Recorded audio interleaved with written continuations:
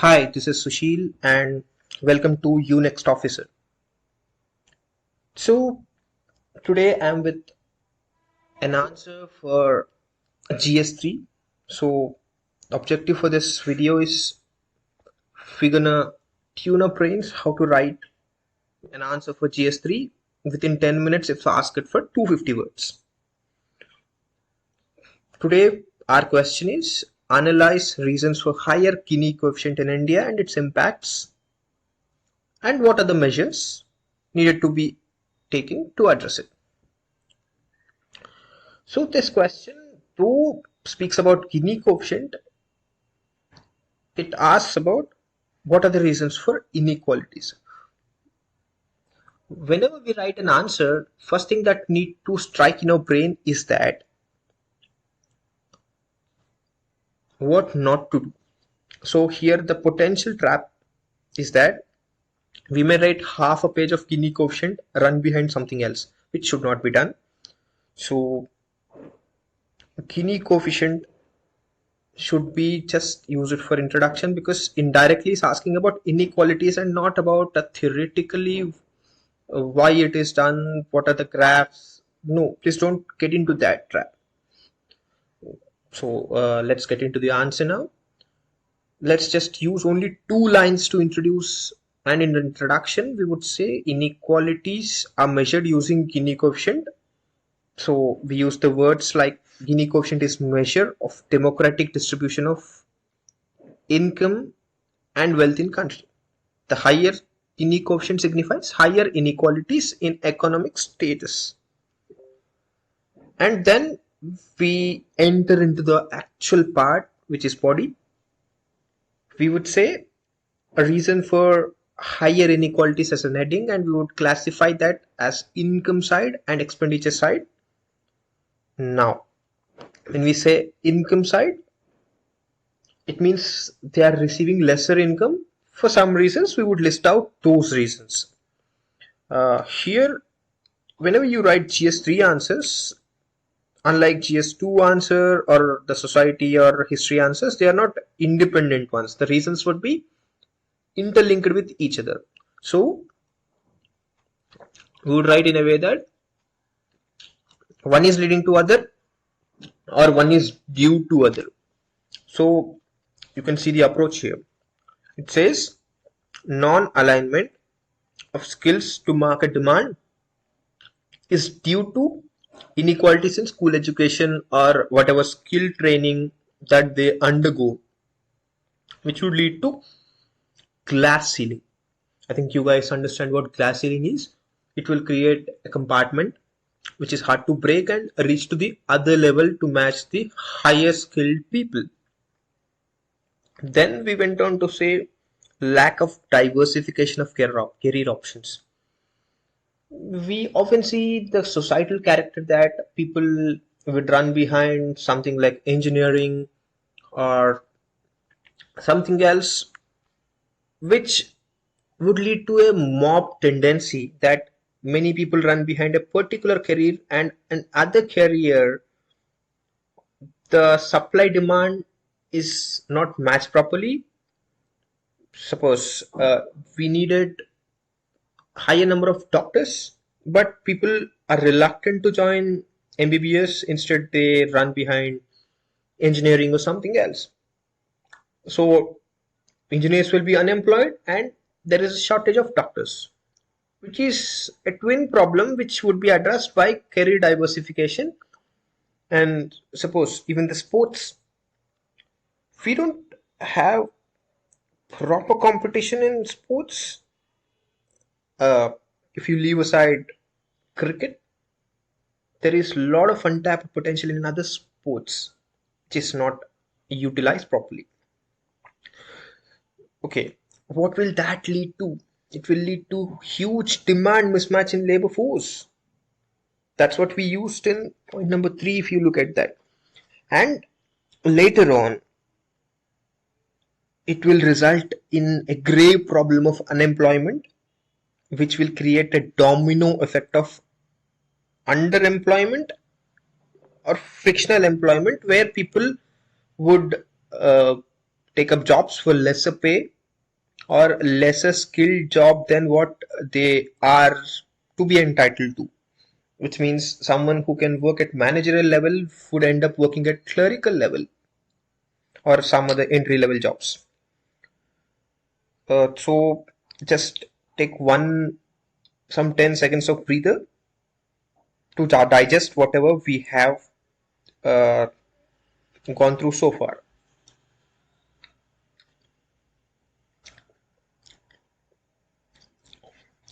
And any other standalone or miscellaneous reasons, then list out in the end. So the approach is that first the interdependent reasons are listed out, and then we went to miscellaneous ones. And one thing is that some anti-competitive practices like predatory pricing has demolished many industries, creating monopoly or duopoly, leading to crunch of employers. Okay, not exactly taking or targeting a particular sector or any regulatory, but let me quote an example. Suppose telecom industry with the entry of Geo benefited a lot of customers, or entry of Amazon or Flipkart has disrupted the retail industry. So this brick and mortar industry, brick and mortar malls or whatever you call markets are disrupted and resulting in mass shutdown of many companies. Suppose, let's assume that if word of an idea, hope it doesn't happen, but if word of an idea is shut down, then thousands of employees will lose their jobs. So that was resultant of some predatory pricing, which could have been prevented early by regulators, maybe like for telecom you have try, or for e-commerce there would be some other forum or regulatory that would do that. So that is something came to my mind and listed out. Guys, it's not about listing out, but the order in which I'm listing out, you can see. And before moving to other part, let me give a disclaimer that at the end I will also list out what didn't strike at first and it is okay to leave out them, and what definitely should have been included which I missed. So let's go for that after the answer is discussed. So now we are done with income side factors. We are moving to other parts. Shall we? Okay. So we are going to a different part where we would discuss other reasons. So now take a 10 or 15 seconds breather. Okay, now we are looking at expenditure factors. So at expenditure, why are we facing a situation where we need to drain our pockets? Obviously, the first thing comes to our mind is inflation. What are reasons for inflation? There may be, uh, broadly, we can classify it as supply side and demand side again, or something in between where supply chains are disrupted. Inflation, at least in India, is largely due to supply crunch, as we are not resource rich in many minerals or something else, and we import and whenever there are global supply chain disruptions, we find supply crunch, and as a result the input cost increases, which would lead to demand side inflation, what we call as supply side inflation, what we call as cost push inflation. So you can write whatever we discussed under heading of inflation subheading, and then one common thing we need to address in GS3 is that many would look at on paper things and would say what government has done, what government didn't do, but listing out what society could have done and not done, because people are soft targets and corporates or whatever market forces are they would try to manipulate according to their benefit. So consumerism is something which will make you buy, though you don't need that gadget or you don't need that product. They will market, they'll uh, lure you and make sure you buy that.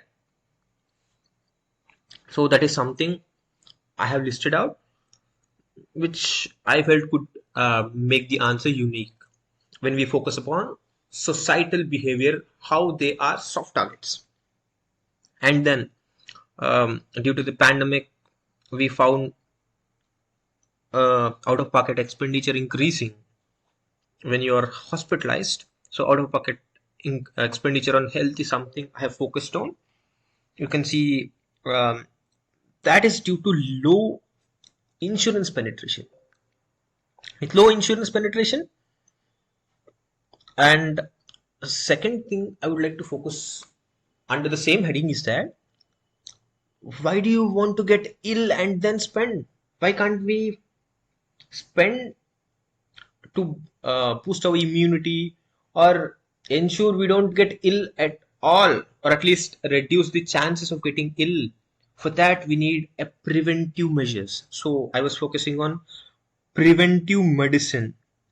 So this is this out-of-pocket expenditure due to low insurance penetration and least focus on preventive medicine is pushing the lower middle class to become new people to enter the below poverty line. And again, it may create domino effect. You can also quote that. And then comes the addictive habits. I think many of you at least passively notice that this pan parak or rajnigandha, even you have RMD, Manikchand, whatever, Pan King, all those tobacco products, when there is a regulation which says that harmful products can't be advertised, they would go for some surrogate advertisement. A royal stag, where Shah Rukh Khan says, small milate jao, large banate jao. It's like advertising an addictive product, but they say in a camouflaged model where they advertise something else and want to sell something else. And they say Mume Rajnigandha and they would say some pan masala or some pearls, but end up selling an addictive product. They know it is harming your health, but again, government, if wanted, could regulate, but today they are slightly showing this laxity and it is exacerbating their health.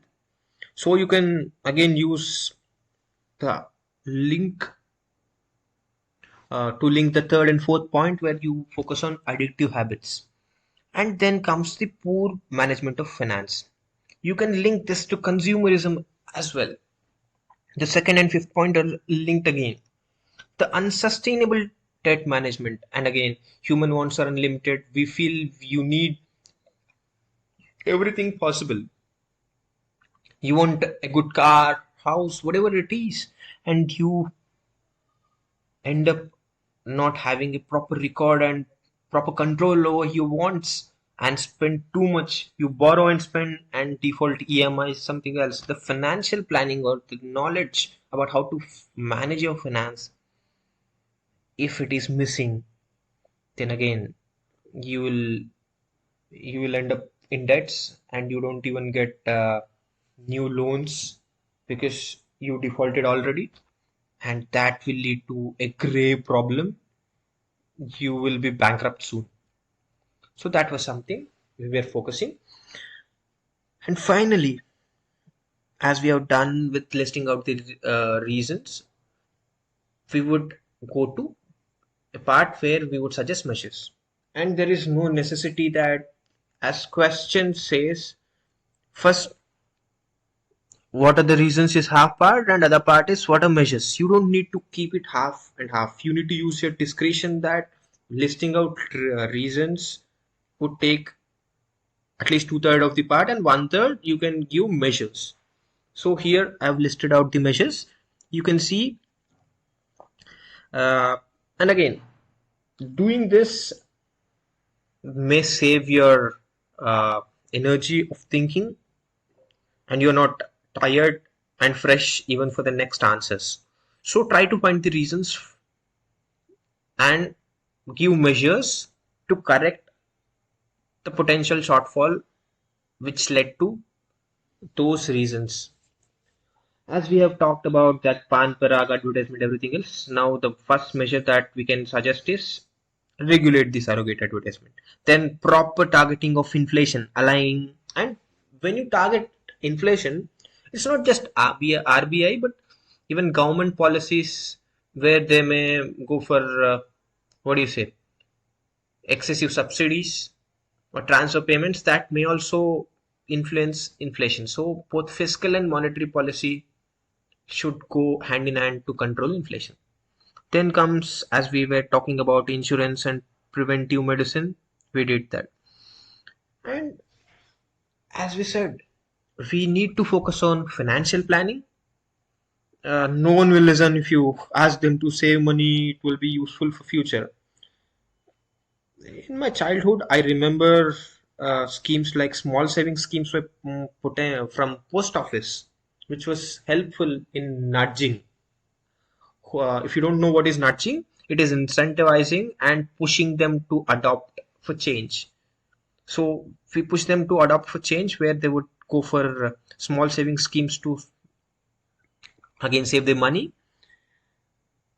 So I was mentioning that explicitly using that nudge theory or whatever you call it to reach to ground level, grassroots level addressing for financial planning is what is essential. So we are looking at that. And then, as we were telling that there was no proper skill, so you need to go for capacity building. The capacity building for skill impartment, you can go for some Kaushal Vikas Yojana, or you can suggest that, which I might have missed. You can add that. And again, look at the time and words which you want to produce so that you save your energy and time for next answers as well. And as we were saying that consumerism is over conservation. We are exploiting today and the inflation has to rise tomorrow. So we need to look at the sustainability. For sustainability as solution, I was suggesting circular economy, where we use the policy of recycle reuse. So that recycle reuse policy could be suggested, and we were telling about predatory pricing, etc. Go back to that and say competitive commission need to be proactive and ensure predatory pricing is not done, maybe try or something else, whatever you want to suggest. And we could say that data privacy legislation may help us open the gates to access European market where we can. This was some miscellaneous thing that came to my mind, so I wrote it at the end.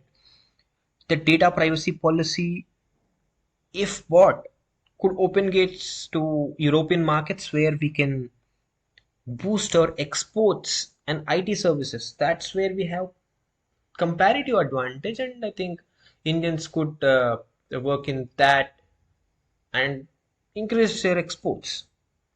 This is what forms it. And again, we need to conclude. So, as a way forward, we give something else without any heading. We would say that nudging citizens towards behavioral change.